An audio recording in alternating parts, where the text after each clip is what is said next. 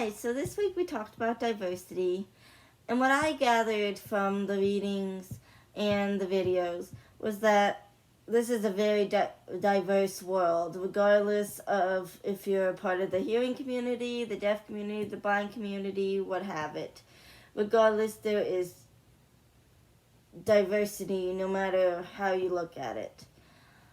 I found most interesting in these chapters is how even in the deaf communities there's diversity issues.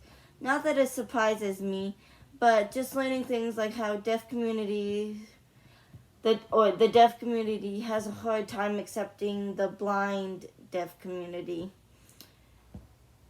And I mean, I would explain it best as what some psychologists would say. We're a product of our upbringing, simply meaning the people who raise us, whether that be parents, teachers, friends, the people we're surrounded by, help us to develop and make what we see as our identity, how we see the world, and how we see others.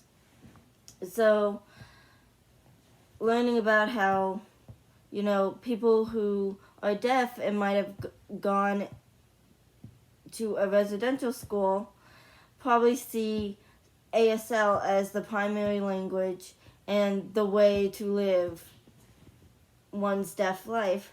However, there are deaf blind people who can't solely always, rely on just visual ASL because they can't see, so they have to use tactile methods as well. So it surprised me a little that the deaf community had a hard time accepting that. But in a sense, I also understand how, one's upbringing can affect that and why that can develop. I must say I had a fun time looking at all the videos of the different countries and their sign languages. I especially enjoyed watching the Chinese and the Japanese one because I myself am of Asian descent, even though I've basically grown up in America my whole life. I do want to touch up on, I found it interesting in that article about Gallaudet University, how the students there are having a hard time accepting that there needs to be different, ways of communication. Because I understood their point of view that, Gallaudet is a deaf university, therefore ASL is very important.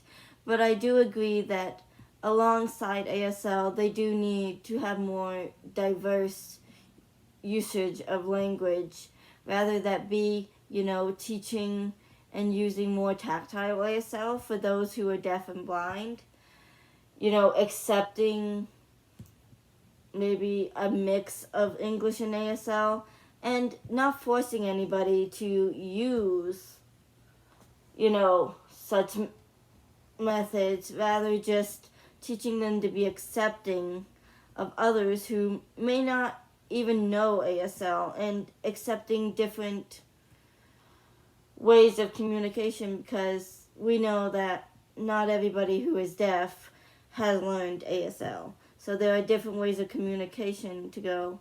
And I feel that just like in the hearing community, we have to accept there are different communication styles for different people. The deaf community needs to be more open to different styles of communication for different levels of people who are at different, stages of life.